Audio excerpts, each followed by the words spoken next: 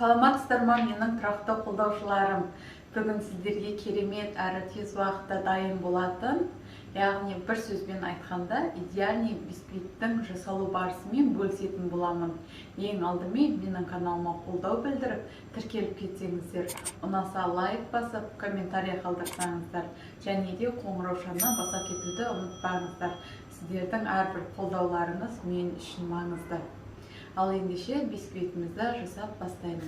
Бізге бисквитті жасау үшін қажет болады бөлме температурасында тұрған жұмыртқа, шекер, сұйық май. Байқасаңыздар, ұн мен крахмалды бірге қосып салдым. Және де разрыхитель ыстық су қажет болады. Осылай 2 ыдыс аламыз. 2 ыдысымызда міндетті түрде құрғақ болу керек.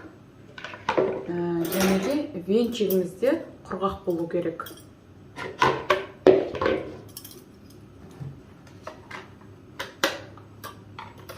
Сонда біздің қазір жасағанда жұмыс жасау барысында бізге ешқандай кедергі болмайды.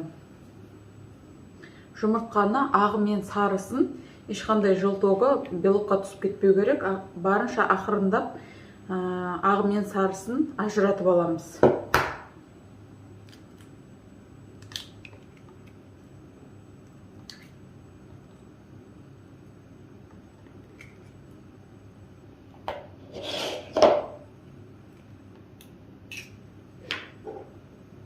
Мінекей барлығын ажыратып бөліп алдық. Белоктың үстіне аздап тұз қосамын. Енді миксерлейміз. Басында жай скороспен, кейін аздап көбейтіп отырамыз. Шекерді де өстіп көпіргеннен кейін аз-аздан қосамыз. Азғантай бөлігін желтоктың үстіне қосып аламыз. Қалған бөліктің барлығын осы белоктың үстіне қосып отырамыз. Біздің белогымыз дайын болды. Міне, аударған кезде төмен түспеу керек осылай. Қатты плотностьта дайын болды. Енді бұны бір шетке қоя тұрамыз. Желтоктың үстіне сұйық майымызды құямыз. Жақсылап біріктіреміз. Енді бізге миксер қажет болмайды. Разрыхительді құрғақ массамыздың үстіне қосамыз. Және де астынан үстіне қарай жақсылап араластырып аламыз.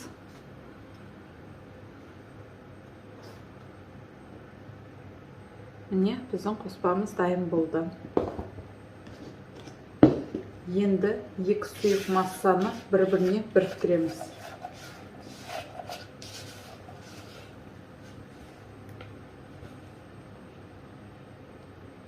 Осы кезде өте мұқият болу керек. 2 массаны біріктірген кезде міндетті түрде лопатка қажет болады. Осылай астынан үстіне қарай әкеліп отырамыз. Қалай болса солай араластырсақ, бізде идеальный бисквит шықпай қалады. Сондықтан барынша мұқият осылай астынан үстіне қарай араластырып отырамыз.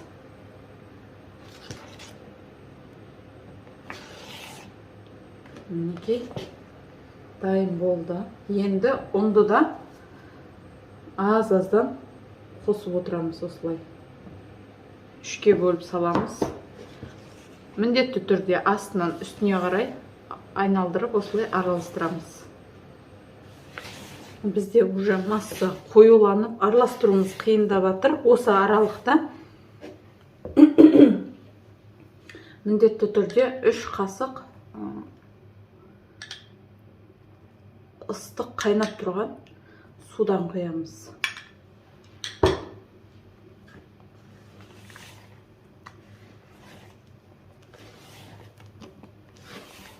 Миксермен араластыруға болмайды. Онда біздің массамыз төмен түсіп кетеді. Барынша осылай жоғарылатып қолмен араластырған тиімді.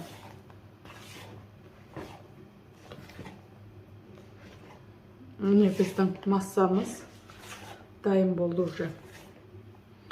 Байқасаңыздар, көтеріліп сол қалпында тұр. Барлық грамдарын осы видеоның астында описаниеда қалдыратын боламын.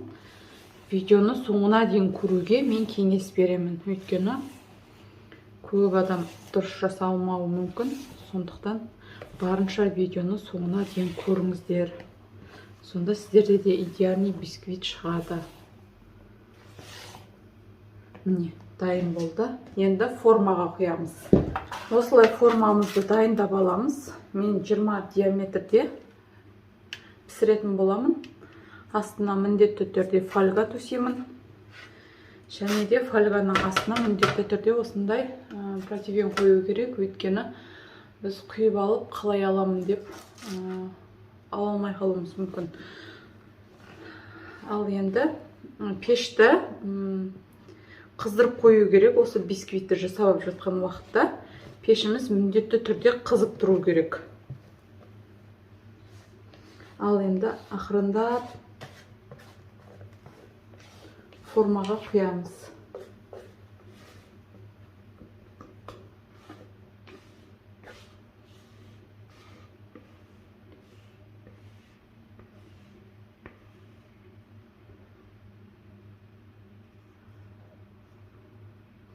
Бисквит негізі қызып тұрған пеште 140-130 градуста 1 сағат немесе 1 сағат 20 минут аралығында піседі.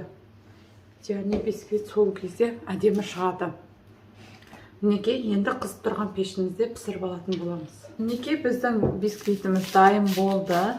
Енді формадан шығарамыз. Алдымен ақырындап фольгадан алып тастаймыз.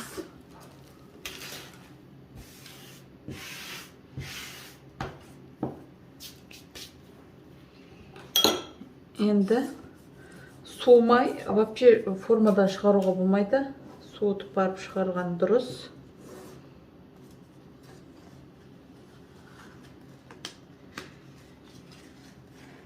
Осылай пышақты айналдырып отырып формадан босатамыз.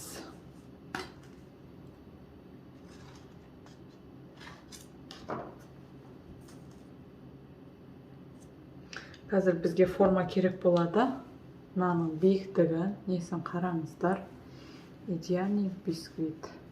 Егер бұл бисквитті холодильникте почти 1,5-2 айға дейін пищевой пакетке сразу жылы күйінше орап сақтап қойсаңыздар болады. Тек неде болады? Морозильникте сақтауға болады. Бірінші бетін осылай кесіп алып тастаймын мен.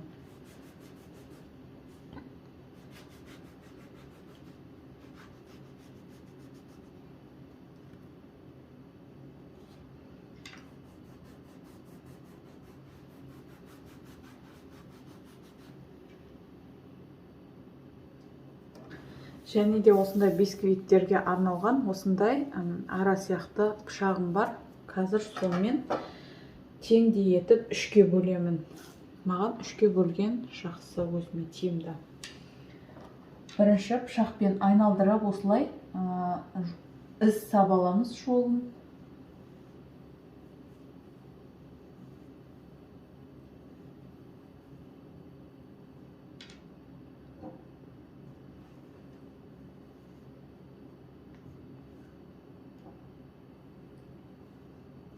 Кремін дайындап қойдым. Кремін өз қалауларыңыз бойынша жасасаңыздар болады. Мен крем-чиз дайындап қойдым. Яғни творожный сыр, сливки қолданамын.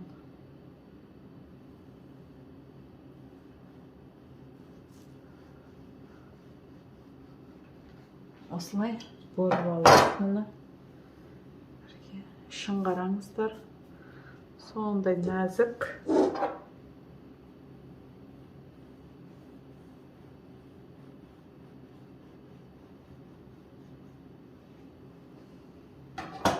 Міне екіншісі. Міне осылай 3 бөлікке бөліп аламыз. Биіктігі де. Енді тортты жинаймыз.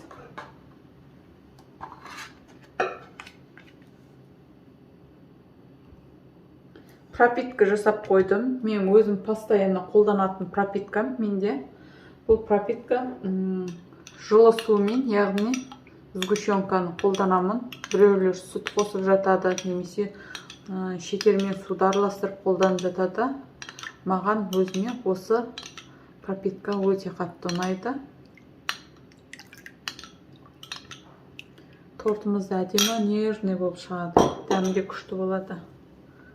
Ең астына жылжып кетпес үшін міндетті түрде крем қоямын мен. Осы кольцоны өзім қолданамын. Жуып қолдансаңыздар да болады. Мен сразу өзім пайдаланайын деп тұрмын. Шамал ашып бар жасаймын. Кеңейтеміз диаметрін үлкейтіп. Өйткені жан-жағына крем түсу керек.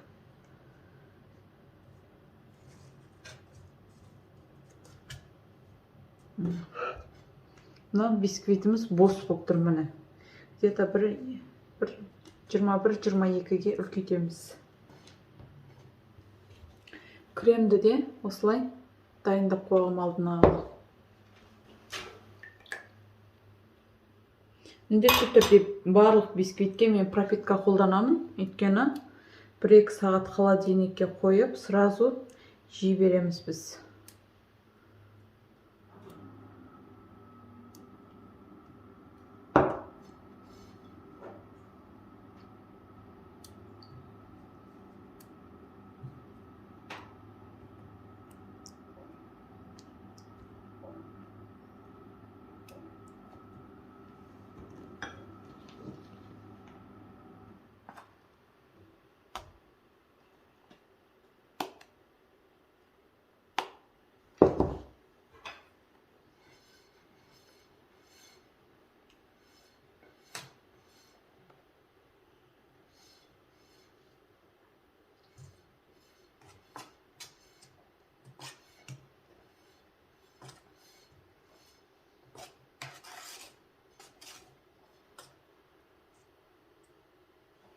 Арасына үйде ягоды болса қолданып жүрсеңіздер болады.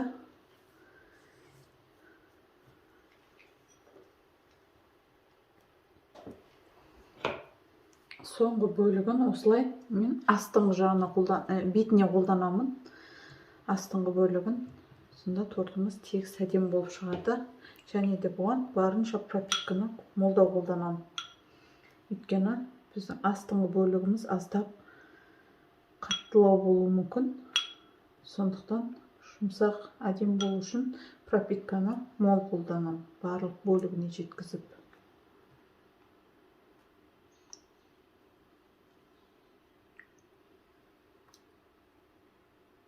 Арасына кез келген кремді қолдансаңыздар болады. Және де кез келген ягоды немесе жаңғақ, үйде қандай зат бар, қосып жіберсеңіздер болады.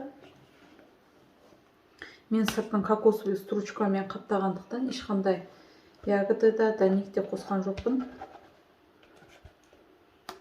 Кокосовый стручкамен өте дәмді, күшті, баунти сияқты торт шығады.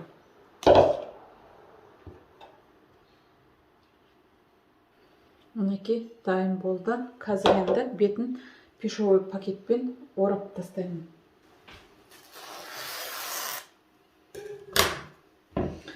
Мінекей енді қазір бұны холодильникке қойып қоямын. Кемі 1-2 сағат тұру керек. Содан кейін жан-жағын осы бетінде креммен, арасында жан-жағына түскен креммен жақсылап тегістеп, кокосовый стручкамен жақсылап қаптап шығамын. Сонда біздің тортымыз баунти торт сияқты керемет торт болады. Мінекей тортымыз пропиткаде әбден тұрды. Енді жан-жағын тегістеп, реттеп алдым. Енді мен осындай кокос ұнтағын стружкасын қолданамын. Өз қалауларыңыз бойынша әрлесеңіздер болады. Бетіне крем ап қалып. Бұл да менің заказға жасап жүрген өзімнің торттарымның бірі. Мінекей біздің тортымыз дайын. Сіздер де менің рецептіммен жасап көріңіздер. Бізге ас болсын. Сіздермен болған мен Гүлжанар.